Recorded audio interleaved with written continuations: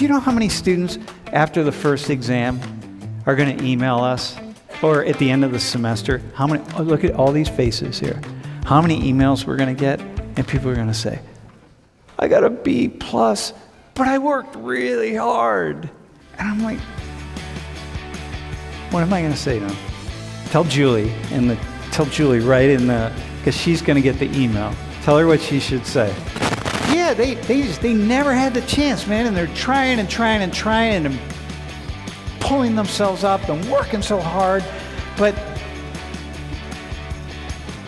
what's fair? So are they applying themselves to their schoolwork or not? Totally. Let's say they did, but did they? Not like Arjun. This is where you're falling into inequality and not equity. Not to say that's not, the conversation isn't connected, right? It is. The point is, how do we deal with inequality? You know, you can have two kids that are trying just as hard, but one kid tries hard and he grew, you know, his parents are poor, and so the school he goes to sucks, and then so the tutors that he can get suck, and then what he gets needs to be provided, whereas you can be in a wealthy family. Well, the fair thing would be put you at the starting line, right in the same spot. Doesn't matter who you are, what your background is, anything. Put yourself right here and go. You're competing against each other. Think about it this way. Someone worked for those connections and that money. Okay. It might not be you, or it might not be the person who starts off with the other person that's poor. Okay. But someone worked for that money and those connections. So even though the person, like, you're starting off on a different area, different level than this person is, someone did work for that.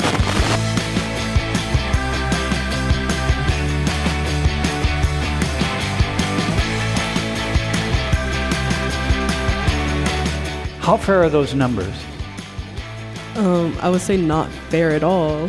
Structurally, like, that may look like progress to us, but because like a school or university said that's not enough progress, like, kind of dismisses or diminishes like the work we put in, even if it's not as much as his. Yeah, but how do you know? Like, but we got to measure this on something. Penn State wants to, every student they admit to this university, they want you to graduate in 4 years. And if you can't do it in 4 years, they want you to graduate in 4.5, and if not 5. They don't want you here for a long period of time. That's not good for Penn State. You might think, yeah, they just keep taking my money. No. It lowers Penn State's credibility and standing. They want you in, they want you out, and they don't want you dropping out. So you can afford to bring in a few people who like, yeah, we're taking a risk with this kid, but not going to do very many, because that's how it works. And so it's like, hey, Jade, yeah, we get that you worked really hard, but you didn't do it, and there's another school for you. Go to the school down the road, but not this one. You know, you're going to go to school. It's not like you're not going to get into college. You're just not going to get into the college that maybe you think you want to get into. So now respond to that. But I worked hard. Do you know how many students after the first exam are going to email us, or at the end of the semester? How many? Oh, look at all these faces here. How many emails we're going to get, and people are going to say, I got a B+, but I worked really hard. And I'm like, what am I going to say to them? Tell Julie right in the, because she's going to get the email. Tell her what she should say. It is what it is. Yeah, but like, I think when you get to college, like, it like flattens the line almost. Like, once you get over that hill. Oh, we got something for that in a couple minutes, but okay. You think it flattens the line? Just a little bit. Okay. Do you guys have a response to what I was saying over here about the structural thing? And I have to respond to a couple people in the chat. So are you saying that they have, so say for applying to college, if it's at two different structural parts, but they have the same grades, and the one who has the higher structure gets in, and the other one, the lower one doesn't? Here's the issue. You got people who are coming from really poor areas who never really had a chance, man. They don't have parents that went to college. Maybe they don't even have parents that went to a good high school. They got, including Asian parents, we're not talking white parents, doesn't matter. And like, yeah, they never had the chance, man, and they're trying and pulling themselves up and working so hard, but what's fair? So are they applying themselves to their schoolwork or not? Totally. Let's say they did, but did they? Not like Arjun. Yes, but isn't that what the loans are for? The student loans for to pay for the college. Yeah. That's what it's for. Okay. If you don't have enough money, if you come from a background where you don't have enough money, where you come from a poor background, that's what student loans are for. So you can pay for the colleges. Okay. So if you can't do as well, you don't go to one of these top schools. Go to another school and work really hard, and then go to some other college. Well, didn't you say that they have both that they both worked hard to get to the same score and they apply? Most of the time, it doesn't end up like that. Yeah, no, I think that you can just ask the questions like, what do you do with the kids? Go back to the reservation. And like the kids on the reservation are working so hard as they can, and they're spinning, and the schools are really bad, and there are no role models, and they don't have money, and they're not doing any college visits, and like at best they're going to go to a local community college and hope. We passed many of them out in New Mexico and Arizona, these little community colleges in the middle of nowhere, nothing like Penn State or anything like that. And like, Can I? Yeah. This is where you're falling into inequality and not equity. Not to say that that's not, the conversation isn't connected, right? It is. The point is, how do we deal with inequality, right? And I think affirmative action, as we know it, and as all of us have grown up in the consciousness of affirmative action, right? Because we didn't exist before affirmative action. Affirmative action is one of the ways we've tried to figure out how to create equity in the midst of inequality, right? And so anyway, I just want you to be able to stay with what the question that you're asking, right? So this is what we're seeing is coming on the other side of years of affirmative action in college admissions. Right? Wait. Yep, go ahead. Yep, go ahead. No, keep going. Yep, this is what we're seeing. This is what happens in the world if we just let it go. It's like, yep, it's just test scores, and that's what you're showing us. It's one is test scores. For if you come from a family of this culture, evidently Asian cultures that are going like, no man, you go. But what about the other culture? Like, so are we just saying, hey, that's just the luck of the draw, man. You grew up in a family that isn't pushing education in the same way, so whatever. Which is fine if that's the conclusion we come to, but would that be your conclusion? I wouldn't necessarily say that's my conclusion, but what I'm saying is that it's where they come from. If they work hard and they do the same as the other person, like, it's not going to be lower percent chance where they're going to, it's lower percent chance where they're not going to get admitted into it, like, because they still get the loans and everything else like that if they come from the poor background. Yeah, but understand that these things, it's a spiraling process. The first it's your education, then it's your internships, then it's your job, and then it's this, and then it's that, and it's where you buy a house, and then how much you have in your retirement account when you're our age. I mean, it's one thing after another, you see, so it's not just this one step. And so the question is, how fair is it to just let it go? And how fair is it? Where does fairness enter in when we go in and we start to micromanage a little bit? Micromanage, move things around. Well, if we're sticking on the affirmative action thing, it's not just about poor background. It's about historical background, even if you're not poor. Okay. So you're saying even if somebody from a group isn't poor now, if their ancestors were poor or they were disenfranchised in some way, they should get the advantage? Well, I'm not saying that. I'm saying that's what the affirmative action does as well. Not as just from the current poor background, but from it does that as well. So not that they should get advantage, but that's something that people would be thinking about. Yeah, bro. Yeah, I'm just curious to kind of juxtapose this to the data we looked at last class with the amount of wealth. Because I think of, you can have two kids that are trying just as hard, but one kid tries hard and his parents are poor, and so the school he goes to sucks, and then so the tutors that he can get suck, and then what he gets needs to be provided, whereas you can be in a wealthy family that, say the tutor the school provides for him isn't good enough, his parents can go get him a nice tutor, and that kind of spirals up, and you get, even if you're trying hard, both kids can try hard, but they don't have the resources to reach their potential. Okay, so you're now in the structural place going, yeah, exactly. Fairness, how we decide about fairness and what is fair has to include some conversation about your background and because that matters. You can't just start wherever.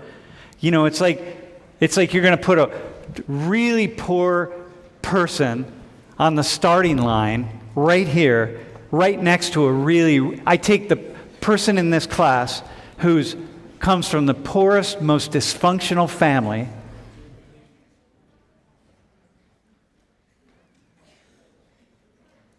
and I'm going to put you on the starting line right next to the person in this class who comes from the wealthiest, most connected family. And I'm going to say, okay, the two of you're going to spend 4 years at Penn State, and we're going to see which one does the best at the end of 4 years.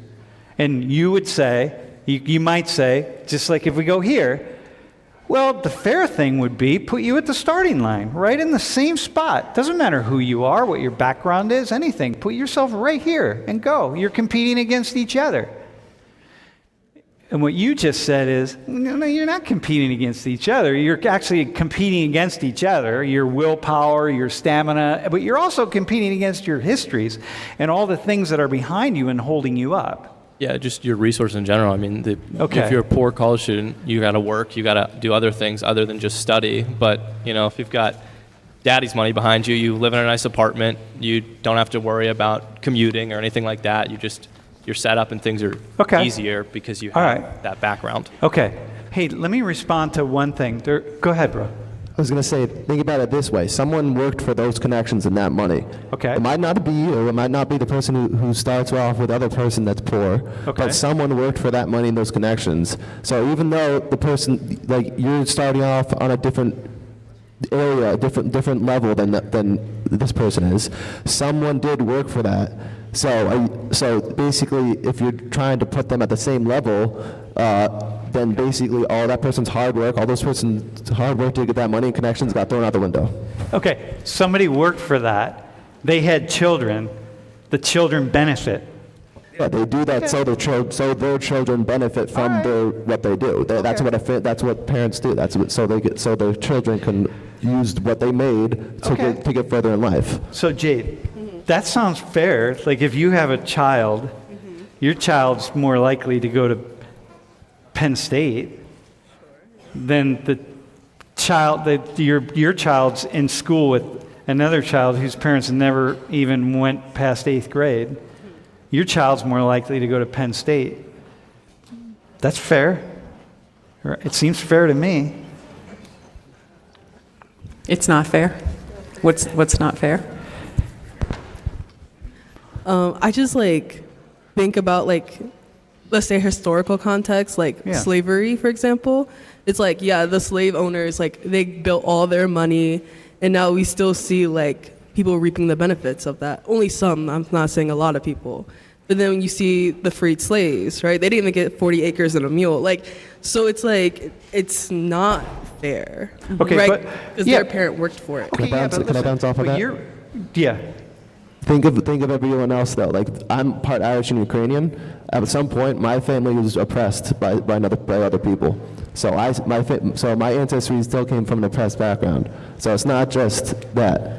Yeah, I know that. But I'm saying that when you talk about when you put people in categories of race, you have no choice but to generalize around it. Okay, no, that's right. Okay, but now listen to this. Yeah, it's not fair, but there are only so many slots available.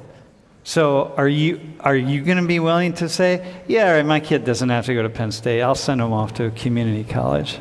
Because I have this privilege, because look at me. I came from, my parents worked really hard, and your parents did. They're entrepreneurs, right? They worked really hard. They started out they've worked hard and they've done well. Okay, so, yeah, is that, how are you going to think about that? Oh, yeah, all right, I'll sit this one out. I'll let my kids sit this one out. It's not about sitting something out. It's just because my parents always say make it work. You know what I mean? Okay. So yes, it's maybe it's not fair, but if someone that's less privileged got a better opportunity than I did, I just need to change my way to get what I want. I got you. So you're just going to have to work a little harder. That's fairness for you. It's all right, that person got it, but now I'm going to work really, really. Not necessarily work harder, but just that's if you think strategizing your life is harder. Okay. By the way, I want to respond to something. Go ahead, you respond, and then I'll. There are people on the chat who are saying it's just about genetics. And I want to say this. Genetics? Yeah, I don't know. It's not about genetics. By the way, hang on. It's not just about genetics. There's nothing that we understand about genetics that will explain these kinds of differences between groups. There's nothing at all. And you just gotta, maybe at some point in the semester we'll work on that, but there's nothing. Human beings these three people right here are 99.99% exactly the same. There's nothing about genetics. Okay. Can we? Go ahead. Yeah, I think that the question that you're asking about equity and diversity, equity and inclusion initiatives aren't about individual people, Yep. right? And so there's always examples that we know, somebody we know or ourselves or something else where we're that wasn't fair. My friends got into a school and I didn't, it's whatever it is. But people that are putting these policies in place are thinking about a society and they're thinking about large groups of people, right? So with your with the statistics that you have, you're not talking about individual people, you're talking about the status of large groups of people. Why are Native Americans as a group in this position, right? Mm-hmm. Not just why is this one Native American person and this one, right? So I feel in the conversation, it's first of all, I'm just imagining being the people around the world who make these decisions, who put these things in place, right? And some of you will be those people and will make those decisions and change society as a result. And now we're changing it again with this court decision, right? Just in this particular way. But anyway, it's making me say, what is equity? What is it actually? Not how do you get the same thing that other people have, because that's how we're talking about it right now. I should be able to get the same education or make the same amount of money or whatever. But what's equity? Because equity isn't everybody getting the same thing. So it's that it's fair somehow. So the city of New York came in and decided, hey, we can't just use test scores. We gotta find something else. This is too unequal.